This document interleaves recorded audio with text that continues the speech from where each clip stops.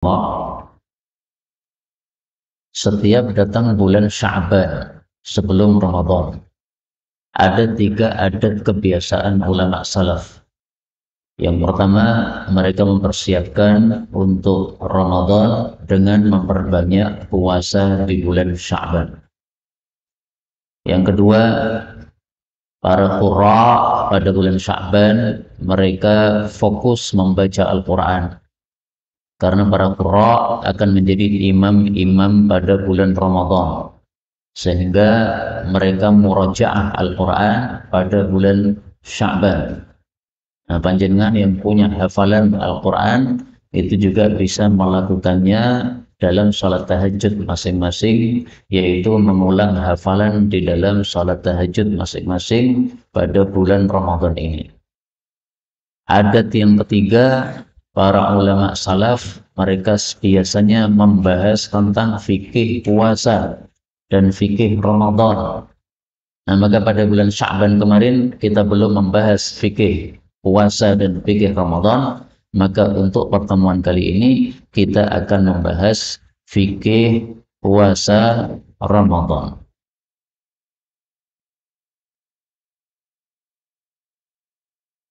Maka kajian kali ini saya berikan judul Daurah Fikih Puasa Ramadan. Di sini pada brosur yang disebarkan, yang dibagikan, ada 5 pembahasan. Pertama, hukum puasa Ramadan. Yang kedua, siapa yang wajib berpuasa Ramadan. Yang ketiga, apa rukun puasa Ramadan. Yang keempat, perkara yang membatalkan puasa. Yang kelima, amalan sunnah berkaitan puasa Ramadan. Adapun hukum puasa Ramadan, maka hukumnya adalah wajib berdasarkan nas-nas dari Al-Quran, As-Sunnah, dan Ijma'. Nas-nas itu maksudnya dalil-dalil. Nah, maka dalilnya wajib Ramadan, puasa Ramadan ada 3. Pertama, dari Al-Quran, yaitu disebutkan oleh Allah pada surat Al-Baqarah ayat 183 yang tertulis di brosur pada bagian atasnya ini. Ya ayyuhalladzina amanu kutiba alaikumus syiyam kama kutiba alal ladzina min qablikum la'allakum tattaqun. Ya ayyuhalladzina amanu, wahai orang-orang yang beriman, kutiba alaikumus syiyam, diwajibkan atas kalian berpuasa, maksudnya puasa Ramadan.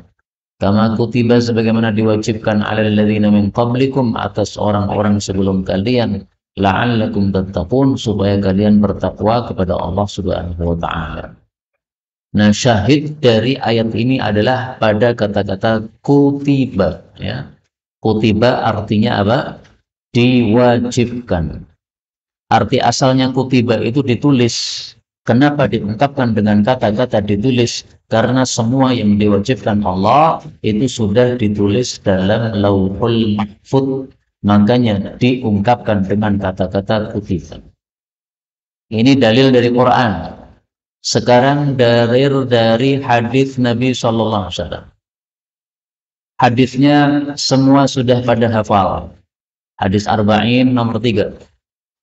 Buniyal Islamu ala khamsin, dibangun agama Islam atas 5 perkara. Yang pertama adalah syahadatu an la ilaha illallah wa anna Muhammadar Rasulullah. Yang kedua, iqamis salah, menegakkan salat. Yang ketiga, ita'iz zakah, membayarkan zakat.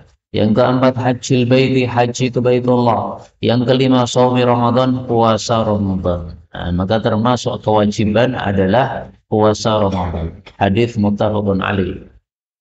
Demikian juga Rasul sallallahu alaihi wasallam bersabda dalam hadis yang diriwayatkan di dalam kitab Al-Jami'us Shaghir, innallaha kataba alaikumus syiyam fasumu. Sesungguhnya Allah Subhanahu wa taala telah mewajibkan atas kalian berpuasa, maka puasalah. Atau sabda Nabi, sumu li ru'yati, berpuasalah Ramadan ketika melihat hilal. Hadis muttafaqun alaih. Maka puasa adalah wajib. Adapun dalil ijma', kitab-kitab yang membahas tentang ijma' antara lain satu kitab Al-Ijma' karya Ibnul Munzir, nanti dicari di sana. Yang kedua kitab Al-Mughni karya Ibnu Qudamah. Di situ disebutkan banyak tentang ijma' atau kesepakatan para ulama. Termasuk ijma' tentang puasa, bahwa puasa ini wajib disepakati oleh para ulama, itu bisa dibaca dalam kitab Al-Mughni karya Ibnu Qudamah. Pembahasan kedua, siapa yang wajib berpuasa? Yaitu orang-orang yang memenuhi 6 syarat berikut ini. Syarat pertama, dia harus muslim.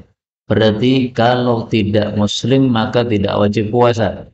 Karena ayat yang tadi mengatakan ya ayyuhalladzina amanu, wahai orang-orang beriman, jadi yang diwajibkan puasa hanya orang-orang beriman. Maka kalau panjenengan punya tetangga kafir siang hari Ramadan merokok, biarkan. Nggak usah amar ma'ruf nahi mungkar. Kenapa? Memang dia kafir. Tapi kalau ada orang KTP-nya Islam, kalau ditanya agamanya Islam, siang hari dia merokok Ramadan, maka kita tegur. Pak, muslim tidak? Muslim. Kalau begitu jangan merokok. Merokok termasuk makan, membatalkan puasa. Nahi mungkar. Kenapa? Dia wajib puasa.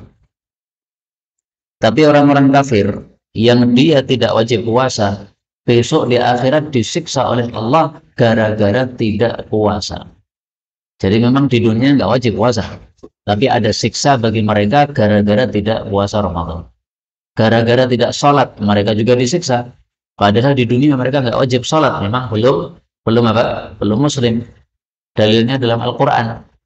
Allah menyebutkan pada surat Al-Muddathir, ma salakakum fi saqar, wahai orang-orang kafir, apa yang membuat kalian masuk neraka saqar? Qalu lam naku minal musallin. Mereka menjawab, kami tidak melakukan sholat. Nah, sama juga, kami tidak melakukan zakat, kami tidak melakukan puasa. Itu menyebabkan mereka masuk dalam neraka saqar. Syarat yang kedua, berakal. Berarti kalau gila maka tidak wajib puasa. Panjenengan melihat orang gila siang-siang Ramadan minum es teh, biarkan saja. Kenapa? Dia gila. Jadi tidak usah nahi mungkar. Syarat yang ketiga, balik. Berarti kalau anak-anak maka belum wajib puasa Ramadan. Sehingga kalau ada anak-anak siang-siang makan sesuatu siang Ramadan, maka dibiarkan, nggak apa-apa. Tetapi hendaklah kita sebagai orang tua mendidik anak-anak kita untuk berpuasa pada usia 7 tahun. Dalilnya adalah Rasul Shallallahu Alaihi Wasallam bersabda, murus sobiyya bis shalah, perintahkanlah anak kecil untuk salat idza balagha sab'i sinin, kalau mencapai usia 7 tahun. Di sini disebutkan salat, tapi para ulama katakan puasa juga sama, karena sama-sama rukun Islam. Maka puasa disuruhkan usia 7 juga. Bukan berarti sebelum usia 7 nggak boleh dilatih, bukan ya. Tapi maksudnya puasa poson dinonya sampai maghribnya itu usia 7. Adapun usia 5, usia 6, poson beduk silahkan. Tapi kalau udah usia 7, sebisa mungkin poson dino. Wa idza balagha 10 sinin, tapi kalau sudah 10 tahun, fadribuhu 'alaiha, maka pukullah kalau meninggalkan salat. Demikian juga kalau meninggalkan puasa. Anak 10 tahun meninggalkan puasa Ramadan, pukul. Kalau apa? Memang dia mampu tapi dia meninggalkan. Tapi kalau tidak mampu ya jangan dipaksa, namanya nggak mampu. Apa sih dalilnya bahwa wajibnya puasa itu kalau berakal dan balik? Dalilnya sabda Nabi, rufi'al qalam, telah diangkat pena an thalathah, dari 3 orang. Maksudnya 3 orang ini tidak ditulis kalau melakukan dosa. Pertama, al-majnun, orang yang gila hatta yabrah, sampai sembuh dari gila. Yang kedua, an-naim hatta yastaiqid, orang tidur sampai bangun. Yang ketiga, as-sabi hatta yahtalim, anak kecil sampai mimpi basah. Nah, kata-kata mimpi basah ini maksudnya apa? Maksudnya balik. Apakah harus mimpi basah? Tidak. Karena mimpi basah itu salah satu dari 3 tanda balik. Maka salah satu dari 3 ini sudah muncul, berarti dia sudah balik, berarti sudah wajib puasa. Pertama, mimpi basah. Yang kedua, tumbuh bulu pada kemaluan. Yang ketiga, sudah usia 15 tahun. Kalau untuk wanita, tambah satu lagi, yaitu haid. Maka salah satu dari 4 itu bagi wanita, berarti dia sudah balik, berarti sudah wajib puasa. Syarat keempat, dia sehat dan mampu untuk berpuasa. Jadi ini sebenarnya 2 syarat ini. Sehat sama mampu. Kalau ada orang sakit, berarti tidak wajib puasa. Tapi harus mengganti pada hari yang lain. Kecuali kalau sakitnya tidak diharapkan sembuh, maka tidak usah mengganti di hari yang lain, tetapi membayar apa?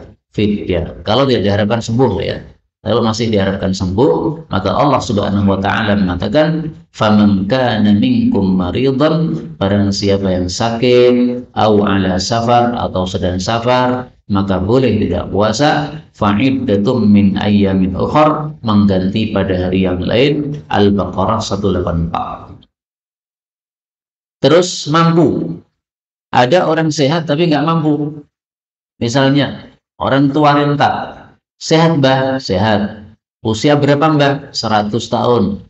Puasa kuat mbah? Orang mungkin kuat. Nah, maka 100 tahun dia sehat, dia balik, dia muslim, dia berakal, tidak wajib puasa. Kenapa? Karena tidak mampu. Dalilnya surat Al-Baqarah ayat 184. Wa 'alal ladzina yutiqunahu fidyah. Bagi orang-orang tua yang tidak mampu puasa, maka cukup membayar fidyah, yaitu ta'am miskin, memberi makan kepada orang miskin. Berapa yang diberikan kepada orang miskin? Pilih salah satu dari 2. Boleh memberi makan siap saji, maka cukup 1 kotak nasi. Boleh memberikan beras, berarti bahan mentah, maka kalau bisa 12 ons untuk mengganti 1 hari tidak puasa. Kalau 12 ons tidak bisa, maka 6 ons alias separuhnya, karena ada 2 pendapat ulama. Apakah ada orang yang tidak mampu selain orang tua? Karena yutikunahu ini maksudnya orang tua. Jawabnya adalah ada 3 orang yang tidak tua tapi termasuk tidak mampu. 1, wanita hamil. 2, wanita menyusui. 3, pekerja berat. Untuk wanita hamil dan wanita menyusui diperselisihkan oleh para ulama, tapi pendapat yang paling bagus adalah pendapat Imam Ishaq bin Rahuyah, yaitu bagaimana wanita hamil dan menyusui kalau tidak puasa, maka silahkan mengganti pada hari yang lain. Kalau tidak mampu mengganti, barulah dia membayar fidyah. Jadi fidyah itu solusi yang kedua. Solusi pertama mengganti. Kenapa? Karena orang hamil dan menyusui itu lebih mirip dengan orang sakit daripada orang tua. Kalau orang tua itu tidak diharapkan jadi muda lagi, tua terus bahkan tambah tua. Tapi kalau sakit ini bisa diharapkan sembuh. Nah, hamil dan menyusui juga begitu. Ada harapan nanti akan berhenti. Hamil kan terbatas kan, 8 bulan 9 bulan 10 hari. Menyusui kan terbatas kan, paling 1 tahun atau setengah tahun yang dahsyatnya itu. Sehingga habis itu masih menyusui tapi dikit-dikit saja. Sehingga wanita masih bisa puasa dalam kondisi tersebut. Nah, kemudian yang ketiga adalah orang yang pekerja berat. Kapan pekerja berat boleh tidak puasa, yaitu membayar fidyah. Ingat-ingat, orang pekerja berat itu bukan yang dimaksud oleh Allah dalam ayat ini, wa 'alal ladzina yutiqunah, bukan. Sehingga tidak boleh orang yang pekerja berat semaunya sendiri. Saya pilih kerja ngerek di sawah. Kenapa? Gaji 1 hari 300.000. Mending saya bayar fidyah cuma 12 ons. Untung masih. Ini ngawur ya. Tampilkan kepada saya 1 saja kitab tafsir yang mengatakan ini yang dimaksud pekerja berat. Mana ada? Enggak ada. Saya bukakan ini tafsir Ibn Abi Zamanin. Siapa yang dimaksud orang-orang yang tidak mampu? Wa 'alal ladzina yutiquna, orang yang tidak mampu, tafsir Ibn Abbas ditafsirkan oleh Ibn Abbas, yaitu adalah rukhisa lisyaikhil kabir, dibuat keringanan untuk orang tua renta, wal ajuzil kabira, dan wanita yang tua renta. Tua renta bukan orang yang masih muda yang pekerja berat, bukan itu tafsirnya, salah itu. Nah, maka orang yang pekerja berat, misalnya menempuhi waktu atau sebagainya, macam-macam, nah, maka mereka tetap wajib puasa pada bulan Ramadan. Kenapa? Karena mereka mampu dan tidak keberatan pada saat pagi hari, ya kan? Sehingga kapan pekerja berat itu boleh untuk tidak puasa? Ketika muncul tidak mampunya ini. Kapan tidak mampunya? Siang hari kan? Nah, maka pagi hari tetap harus niat puasa, harus sahur. Terus dia bekerja, silahkan bekerja. Kalau ternyata nanti tengah siang dia tidak kuat, baru saat itulah dia boleh untuk makan. Jadi jangan sejak awal, saya nggak mau puasa hari ini. Kenapa? Saya mau pekerja berat. Nggak boleh begitu. Ada orang mengatakan, saya nggak puasa hari ini. Kenapa? Nanti saya bekerja berat. Jam 8 masuk. Ternyata bosnya mengatakan, hari ini libur. Nah, kapok gue. Sudah nggak puasa, ternyata libur. Apalagi dosa. Dosa besar. Masuk neraka, kayak begitu. Nah, maka nggak boleh. Semaunya sendiri memfatwakan untuk diri sendiri. Saya pekerja berat, maka saya bayar fidyah. Oh, nggak bisa. Sahur. Kemudian niat puasa. Kemudian kalau memang harus bekerja, kerja sana. Kalau nggak kuat, nah saat tidak kuat itulah baru termasuk di sini. Dia tidak memiliki kemampuan untuk puasa. Kenapa? Bekerja berat. Akhirnya tidak kuat. Pas tidak kuat, muncul sebab dia boleh tidak puasa. Maka silakan dia mokel, silakan. Makan siang silakan. Tapi utang puasanya nanti diganti pada hari yang lain. Kapan gantinya? Ketika dia libur. Kan 7 hari kan nggak kerja terus kan? Hari Ahadnya libur atau hari Sabtunya libur. Nah, berarti 2 hari libur. Ini bisa untuk ganti puasa. Nah, maka setiap dia libur, dia puasa Ramadan. Setiap dia masuk, dia tetap harus niat puasa. Nanti kalau tidak mampu baru boleh mokel. Terus diganti pada hari yang lain. Dan saya ulang lagi bahwa pekerja berat bukanlah yang dimaksud oleh Allah dalam ayat tadi, wa 'alal ladzina yutiqunahu secara langsung. Berikutnya, syarat wajib puasa adalah menetap maksudnya mukim, bukan musafir. Maka kalau panjenengan safar dari Sragen ke Jawa Timur, naik bis minum es boleh, karena memang safar. Tetapi orang safar itu yang paling bagus adalah menyesuaikan kondisi. Allah Subhanahu wa taala menyebutkan di dalam Al-Qur'an, yuridullahu bikumul yusra. Allah menghendaki kemudahan untukmu, wala yuridu bikumul usra, dan Allah tidak menghendaki kesulitan untukmu. Maka orang yang safar lihat kondisinya. Kalau lebih mudah untuk dia berbuka, maka berbuka lebih bagus. Kalau lebih mudah baginya untuk tetap puasa, maka puasa lebih bagus. Safar pakai sepeda ontel, haus. Nah, maka lebih mudah untuk mokel. Nah, silahkan berbuka saja. Tapi safarnya naik pesawat terbang, AC dingin, nggak haus sama sekali. 1 jam sudah sampai Jakarta, nggak haus, nggak lelah. Nah, maka lebih mudah untuk puasa, berarti puasa lebih utama. Kemudian, suci dari haid dan nifas bagi wanita. Jadi, untuk mbak-mbak, ibu-ibu, kalau puasa, kemudian tengah-tengah haid, maka puasanya batal. Orang yang haid tidak wajib puasa. Kalau dia sejak pagi belum haid, sudah puasa, kemudian tengah-tengah ternyata dia haid, maka puasanya batal. Tapi tolong diingat-ingat, orang yang haid pada saat puasa, batalnya adalah puasanya, bukan pahalanya. Pahalanya tetap ada. Seorang wanita puasa dari subuh sampai jam 5:45. Saya tadi lihat jadwal adzan maghrib itu 5:49. Berarti kurang 9 menit sudah adzan maghrib.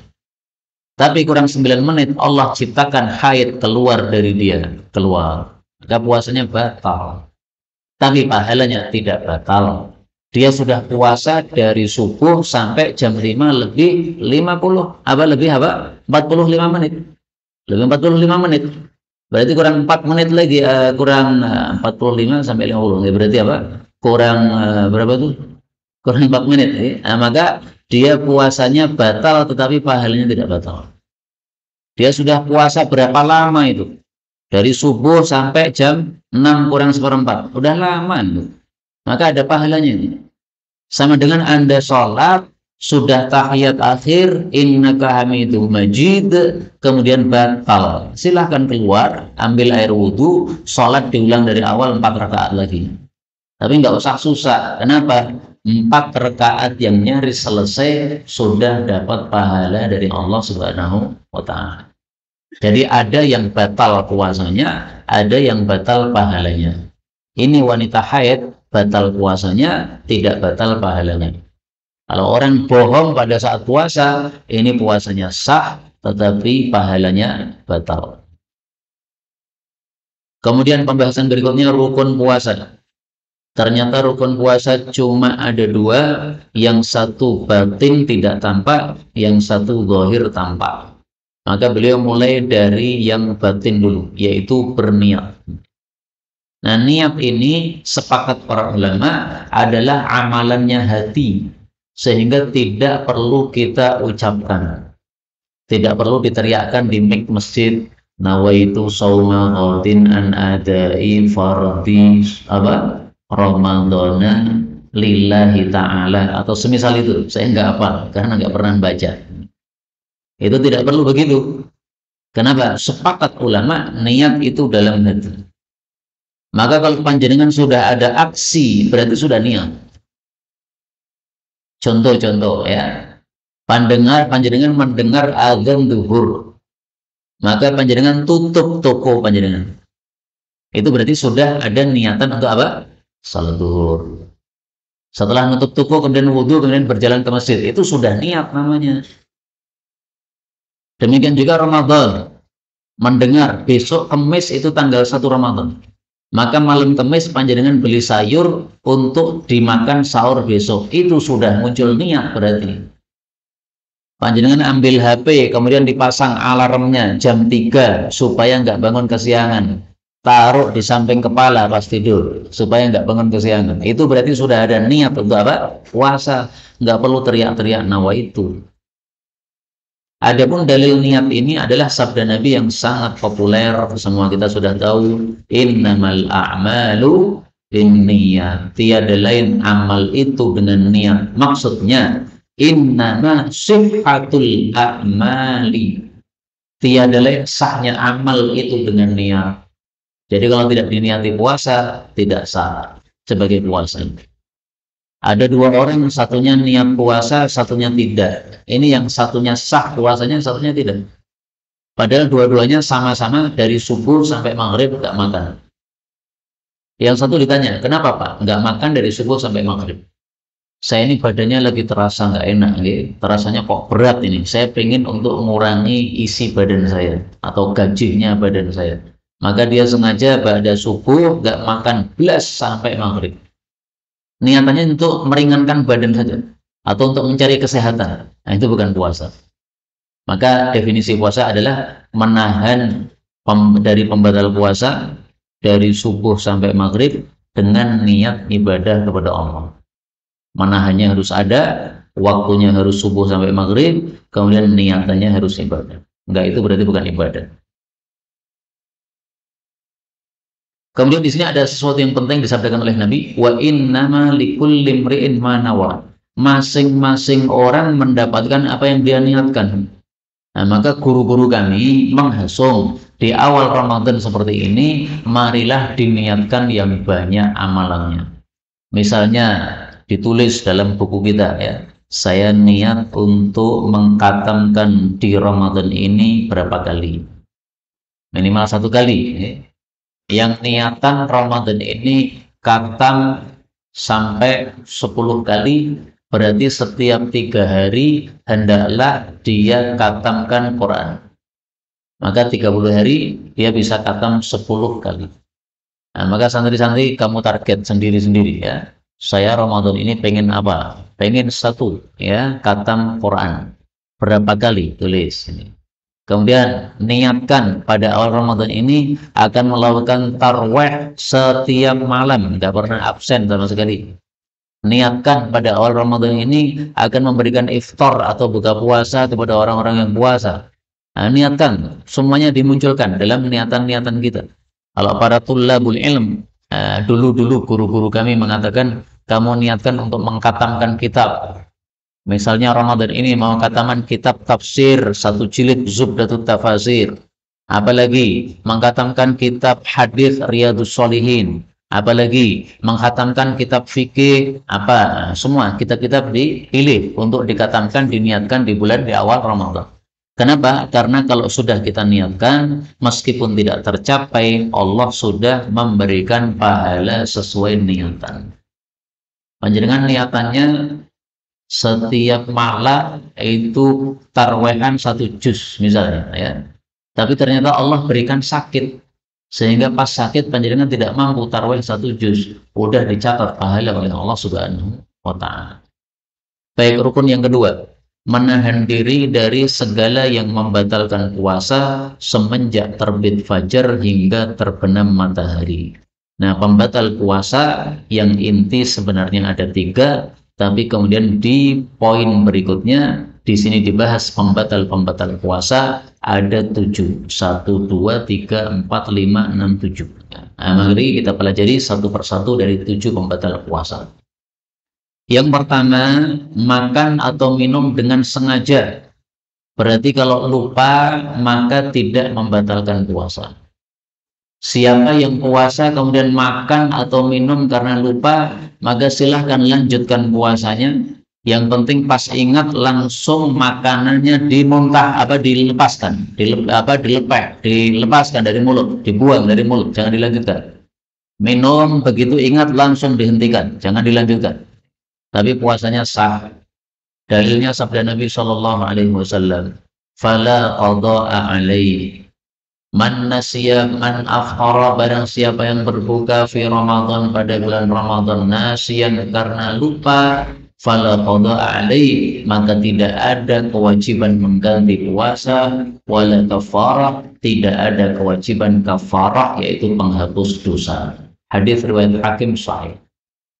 Dan ini dari 4 mazhab, sepakat 3 mazhab mengatakan seperti ini. Yang menyelisih cuma 1 yaitu Imam Malik. Kata Imam Malik, orang yang makan karena lupa, maka dia harus mengganti puasa pada hari yang lain. Nah, pendapatnya Imam Malik tidak sesuai sabda Nabi. Nabi jelas mengatakan, fala qadha, tidak ada kewajiban mengganti puasa. Maka benarlah pendapat jumhur yang mengatakan bahwa tidak wajib mengganti puasa karena puasanya masih sah. Anak saya tahun kemarin, siang-siang Ramadan, tanggal 1 Ramadan kemarin, yang tahun lalu. Habis itu dia habis main, kemudian dia makan. Saya tahu dia makan, tapi saya biarkan aja Pak, karena anak kecil ini. Setelah dia makan 1 roti kalau nggak salah, terus ngambil lagi, makan lagi. Ngambil lagi, sampai 3 mungkin. Nah, setelah 3 baru saya ingatkan, puasa tidak? Puasa lupa ternyata ya. Nah, maka saya katakan, kalau lupa berarti enggak batal puasanya. Silahkan lanjutkan puasanya, tapi besok jangan lupa lagi. Dan saya yakin dia lupa betul. Karena kalau nggak lupa pasti kan sembunyi-sembunyi. Dia nggak sembunyi-sembunyi, santai aja makan, lablek gitu. Nah, Ramadan ini dia bilang kepada saya, mudah-mudahan nanti saya lupa lagi ya dia, supaya bisa makan.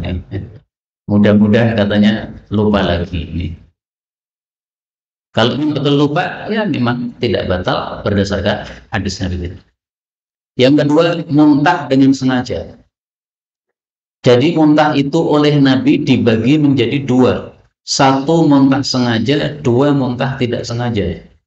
Beliau mengatakan man dara'ahul qai, siapa yang terkalahkan oleh muntahnya wa huwa shaim saat puasa falaysa alaihi qadha, tidak wajib mengganti puasa.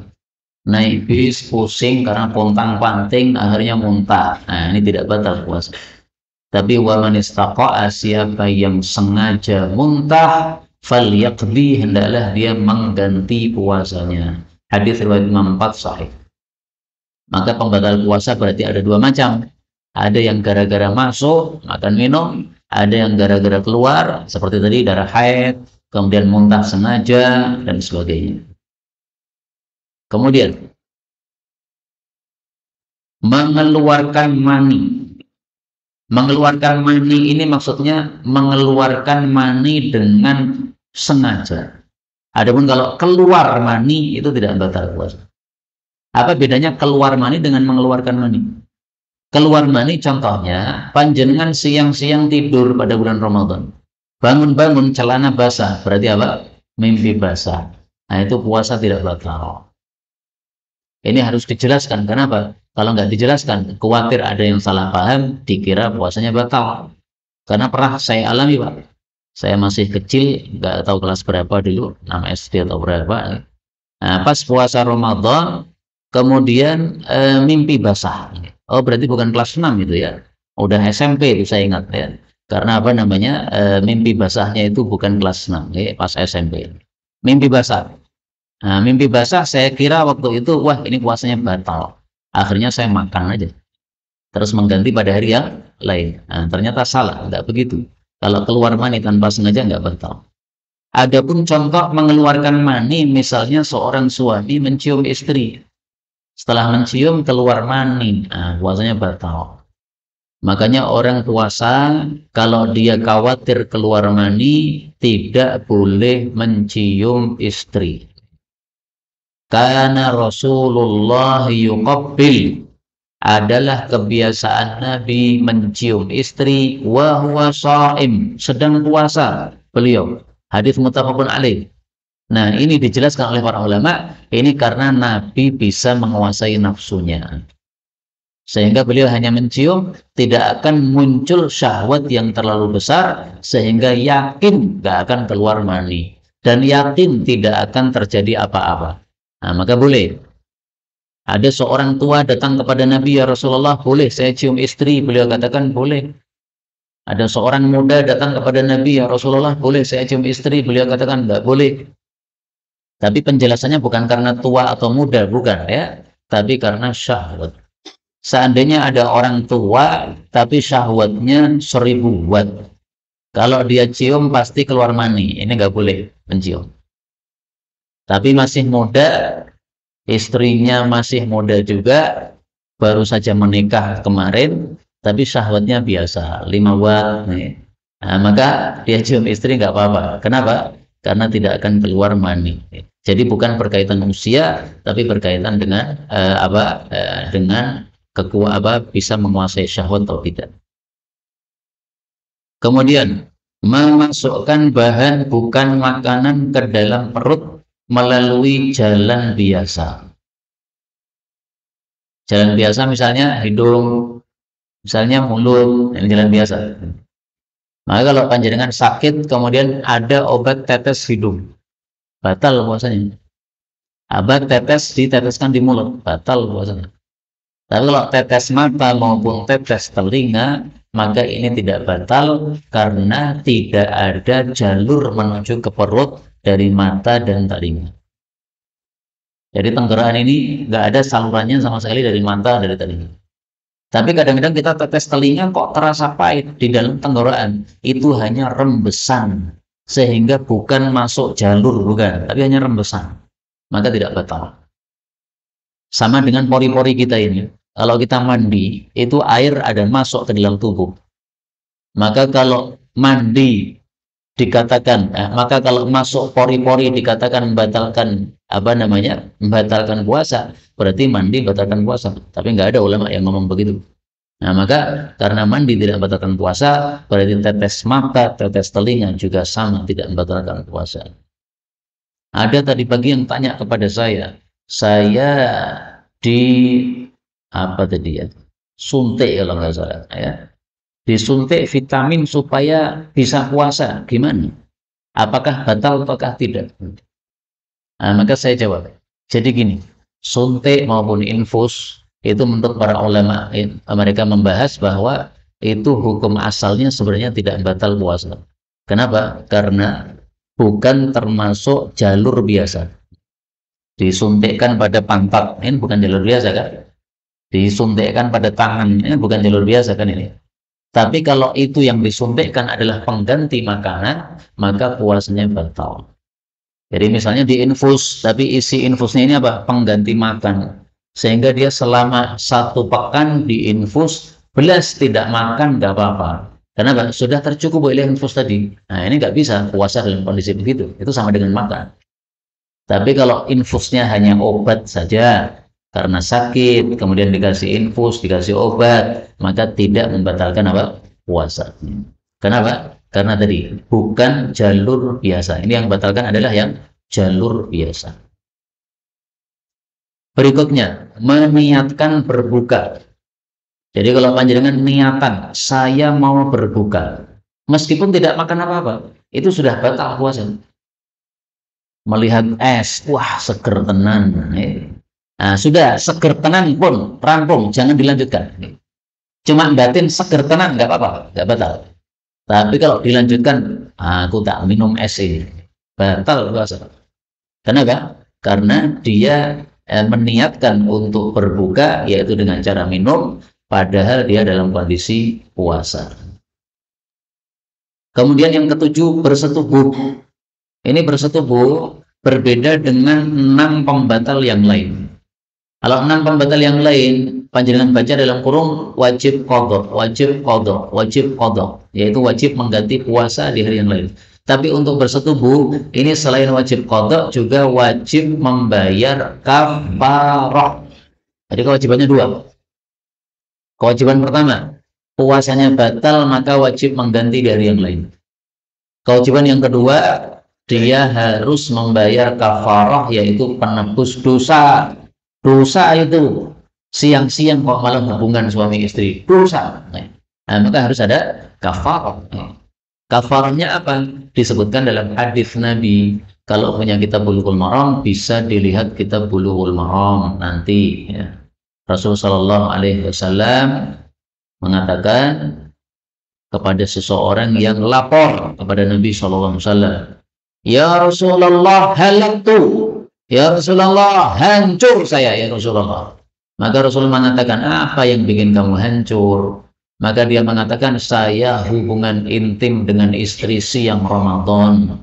Nah, maka inilah kafarahnya.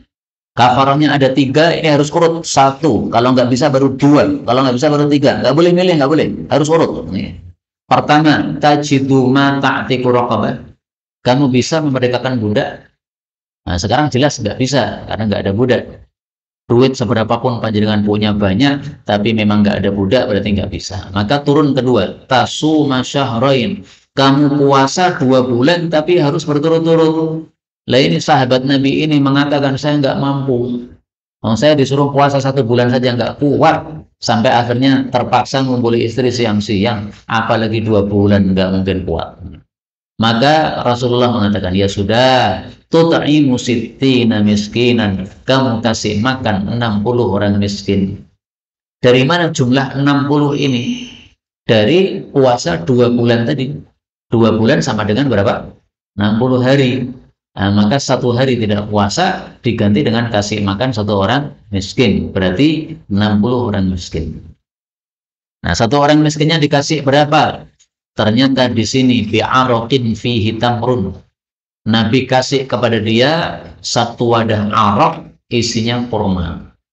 1 arak itu adalah 15 sa'. 1 sa' itu adalah 4 mud. Nah, sekarang 15 sa' dibagi 60 orang miskin. Berarti masing-masing orang miskin dapat jatah 1 mud. 1 mud sama dengan 6 ons. Nah, inilah dalil yang mengatakan bahwa fidyah orang tua kalau tidak puasa, maka bayarnya berapa? 6 ons beras. Tapi pendapat yang lain mengatakan bukan satu mud, tapi 2 mud. Nah, 2 mud berarti 12 ons. Karena itu senantiasa kalau ada orang tanya saya, ini bapak saya sudah tua renta, nggak puasa, bayar fidyahnya berapa?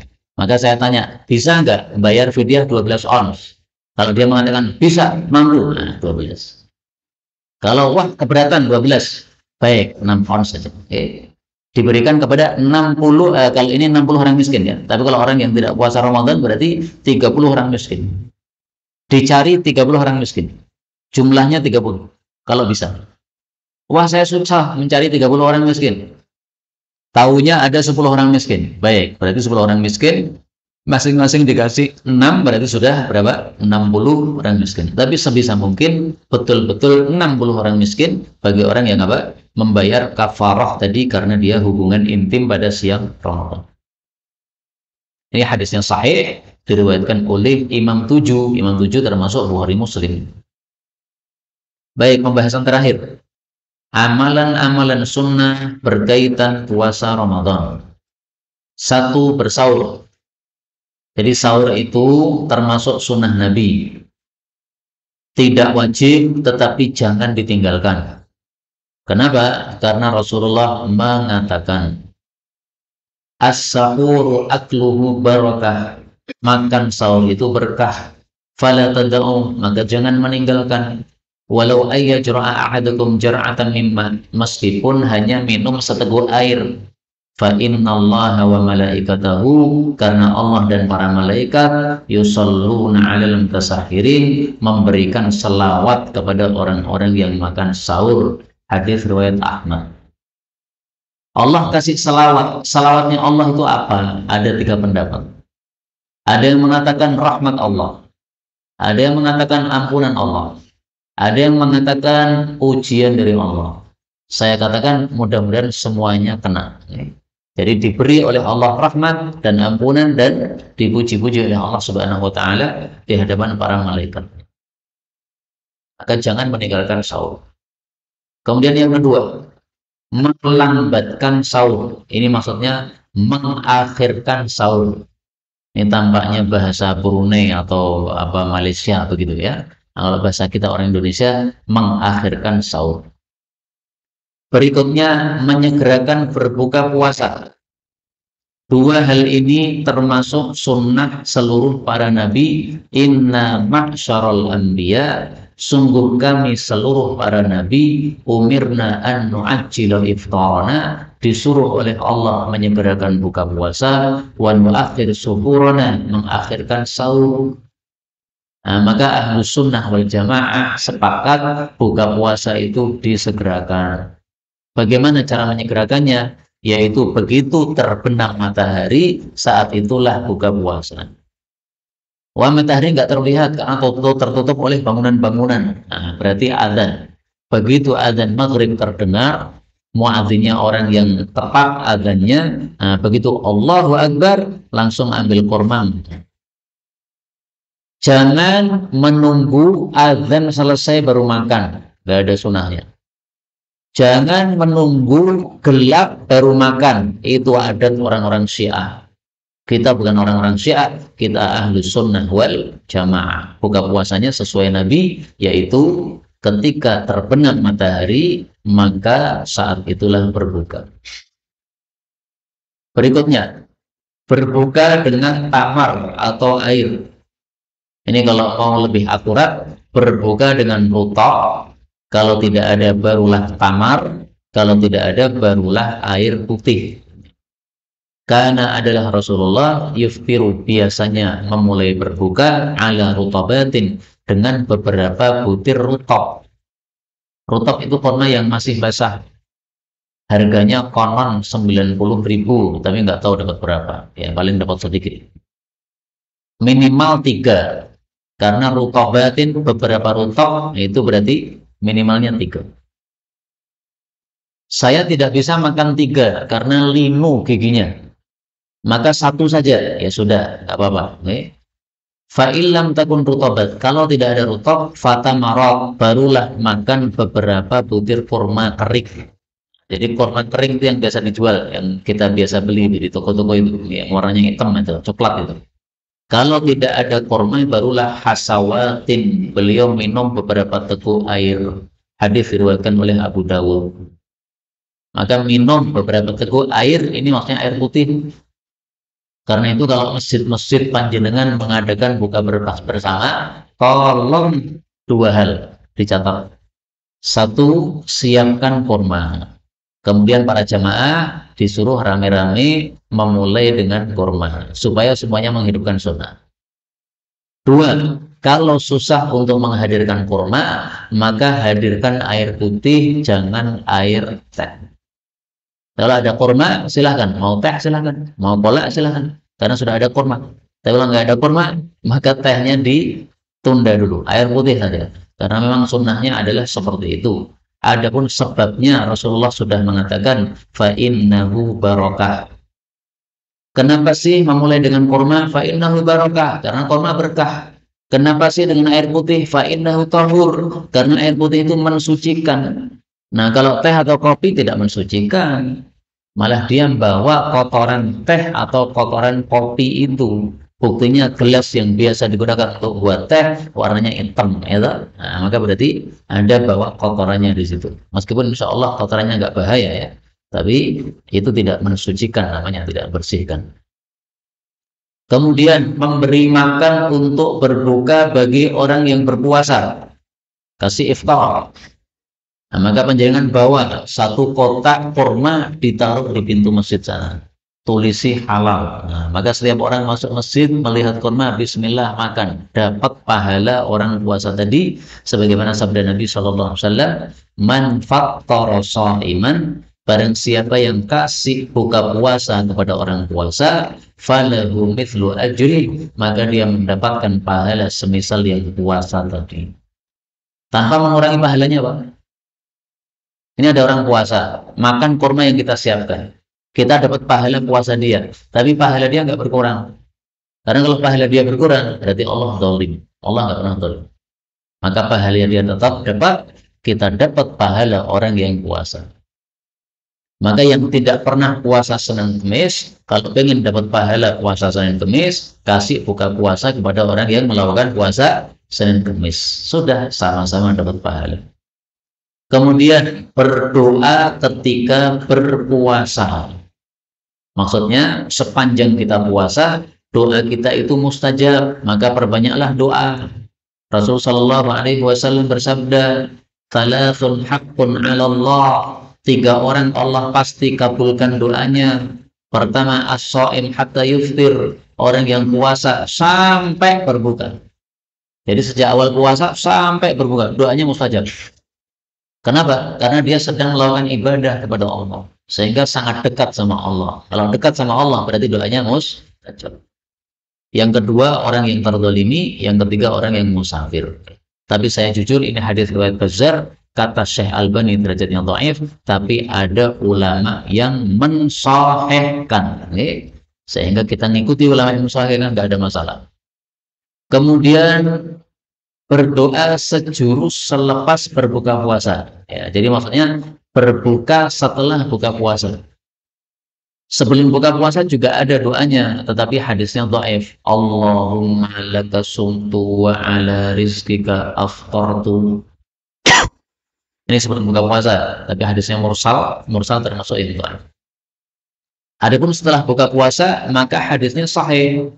Rasulullah setelah selesai buka puasa mengucapkan dhahabadh dhama'u wabtallatil muruqu wa thabatal ajr, insyaallah telah lenyap dahaga saya, telah basah urat-urat saya, tapi pahalanya masih ada insyaallah ta'ala. Ini dua doa ini sama-sama riwayat Abu Dawud. Satunya riwayat Abu Dawud tapi dhaif, yang sebelum buka puasa. Satunya riwayat Abu Dawud tapi sahih, ini yang setelah buka puasa. Nah, yang sebelum buka puasa karena dhaif boleh nggak diamalkan? Boleh, tapi tidak meyakini 100% sebagai sunnah Nabi. Kemudian sholat sunnah malam atau tarawih. Nah, tarawih ini kan ada 3 pendapat. Ada yang mengatakan lebih utama bersama imam di masjid, ada yang mengatakan lebih utama sendiri-sendiri di rumah. Tapi pendapatnya Imam Syafi'i, beliau mengatakan yang punya hafalan Quran lebih baik sholat sendiri karena dia sholatnya lebih lama mengulangi hafalan. Misalnya panjenengan punya 5 juz. Setiap malam baca 1 juz, 1 juz, 1 juz, 1 juz, 1 juz. Ini lebih bagus daripada ikut tarawih di masjid, karena di masjid cuma surat-surat pendek, Ad-Duha sampai An-Nas. Kecuali kalau di masjidnya baca 1 juz, maka lebih bagus yang di masjid daripada panjenengan di rumah cuma baca surat-surat pendek. Jadi intinya yang lebih panjang itu yang lebih utama. Kemudian menjauhi perkara-perkara yang sia-sia atau dilarang, ya, ghibah, bohong, itu membatalkan pahala puasa. Kemudian menggosok gigi. Nah, jadi selama puasa itu tetap disunahkan gosok gigi. Orang kalau tidur bangun-bangun itu kan bau mulutnya nggak enak, Pak. Nah, maka jangan sampai orang puasa sudah bau mulutnya nggak enak, dia bangun tidur lagi, nggak gosok gigi langsung ke masjid, menyebabkan orang jadi terganggu dengan nafas dia. Maka bangun tidur, kita mau ke masjid, sholat duhur, karena sebelum tidur tadi sebelum tidur, maka gosok gigi dulu. Bermurah hati di dalam menderma, yaitu bersifat dermawan. Nah, ini kebiasaan Nabi di bulan Ramadan, saking senangnya beliau lebih dermawan, melebihi kebiasaan dermawan yang biasanya. Karena memang puasa itu, Ramadan itu sedekah padanya adalah lebih utama. Afdhalus shadaqah, sedekah yang paling utama adalah fi Ramadan, adalah sedekah pada bulan Ramadan. Hadis riwayat Salim Ar-Razi. Derajatnya dhaif tetapi maknanya sahih. Kok bisa maknanya sahih? Karena waktu yang mulia, amalan padanya juga mulia. Sehingga sedekah di bulan Ramadan pahalanya lebih apa? Besar. Apakah ada dalil yang menguatkan ini? Ada. Umratun fi Ramadan ta'dilu hajjah. Melakukan umrah pada bulan Ramadan senilai dengan ibadah haji. Hadis riwayat muttafaqun alaih. Umrah itu kan haji kecil, haji itu kan haji besar. Nah, Nabi katakan haji kecil atau umrah di bulan Ramadan sama dengan haji besar. Berarti amal di bulan Ramadan dilipat gandakan. Maka sedekah di bulan Ramadan dilipat gandakan. Jadi maknanya sahih. Karena itu kalau panjenengan bisa umrah di bulan Ramadan, silahkan umrah di bulan Ramadan, karena fadilahnya yang sangat besar, yaitu senilai haji, terutama orang-orang yang tidak bisa haji, tapi bisanya umrah. Misalnya gimana? Misalnya orang sudah usia 40 tahun. Kalau dia daftar haji, nunggu 30 tahun lagi, Pak. Karena saya pernah tanya ke Depak, Pak, mau daftar haji berapa nunggunya, Pak? 30 tahun deh. Walah. Kalau 40 tahun berarti 70 tahun. Wajib urip. Kalau 50 tahun berarti 80 tahun. Ya, apa masih hidup 80 tahun? Belum tentu. Usia umat Nabi kan 60 sampai 70. Nah, maka daripada panjenengan nunggu nggak jelas, tapi ada duit cukup untuk umroh Ramadan, silakan umroh Ramadan. Nilainya sama dengan apa? Haji. Tapi ingat, tidak menggugurkan kewajiban haji. Sehingga kalau suatu saat panjenengan duitnya ternyata bertambah, wajib haji, nah tetap wajib haji.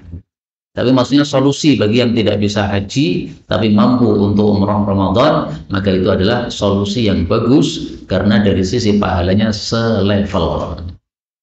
Kemudian, mempelajari dan mentadaburi Al-Quran. Nah, ini Rasulullah biasanya tadarus bersama malaikat Jibril setiap bulan Ramadan khatam Al-Quran. Karena itu tolong jangan sampai Ramadan lewat belum khatam. Ya. Saya ulangi lagi, tolong jangan sampai Ramadan lewat belum khatam Al-Quran, karena Rasulullah selalu khatam Al-Quran.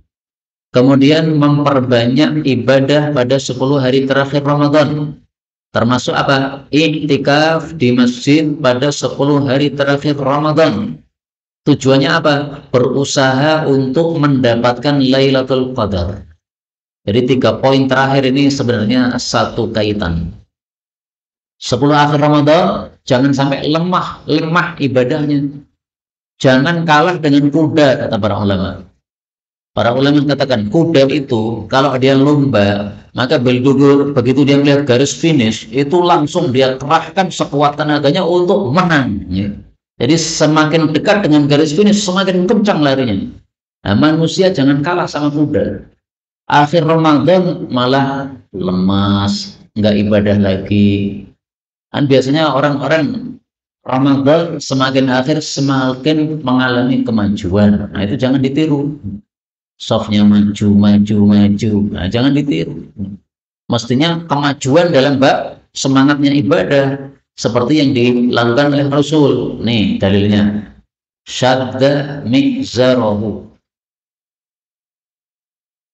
Karena adalah Nabi idza dzakhala al-ashr, kalau sudah masuk 10 akhir Ramadan, syadda mizarah, mengencangkan sarung, wa ahya lailah, menghidupkan malam dengan ibadah, wa aiqadha ahlah, membangunkan istri untuk tahajud. Hadis muttafaqun alaih. Nah, maka 10 akhir Ramadan nanti panjenengan untuk bisa iktikaf di masjid ini atau di masjid yang lain terserah. Iktikaf tujuannya apa? Intinya supaya dapat Lailatul Qadar. Orang iktikaf itu sedang melakukan ibadah. Maka meskipun dia tidur, tetap nilainya ibadah. Misalnya nih, ya, panjenengan masuk masjid ini niatannya iktikaf. Habis itu membaca Quran, tapi ternyata ngantuk dahsyat nggak kuat. Maka panjenengan istirahat. Pesan kepada teman, 1 jam tolong saya dibangunkan.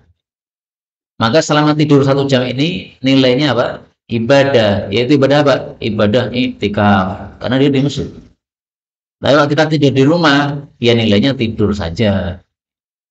Tapi ibu-ibu tenang, ibu-ibu yang tidak biasa iktikaf misalnya, kalau 10 akhir Ramadan tidak tidur, baca Quran, sholat, tapi kemudian ngantuk, silahkan ngantuk tidur nggak apa-apa, tapi dalam hati diniatkan, saya istirahat sebentar untuk bisa ibadah lagi nanti ketika bangun. Maka niatannya sudah dihitung. Kenapa? Karena tidurnya niatannya untuk ibadah setelahnya. Maka ada nilai pahalanya. Nah, tapi wanita iktikaf di masjid juga boleh. Silahkan ibu-ibu kalau mau iktikaf di masjid boleh, tapi syaratnya 2. 1, mendapatkan izin dari wali. 2, masjidnya aman dari fitnah. Kalau antara laki dengan perempuan itu terpisah sehingga aman dari fitnah, maka boleh. Tapi kalau masjidnya terbuka sehingga wanita tidur di masjid terlihat oleh orang lalu lalang, ini nggak aman, ini nggak boleh. Nah, maka kalau di masjid ini mau diadakan iktikaf untuk para wanita, ya tolong disiapkan ya tempat yang aman untuk mereka, sehingga tempat tidurnya aman, tempat mandinya aman, semuanya serba aman. Nah, itu bisa untuk iktikaf para wanita meskipun hanya malam hari saja. Memang iktikaf tidak harus full 10 hari, boleh hanya malam hari saja, nggak ada masalah. Inilah yang dapat disampaikan. Sudah selesai kita membahas daurah fikih Ramadan secara ringkas dalam waktu 1 jam. Maka sisa waktu kalau ada pembahasan dipersilakan.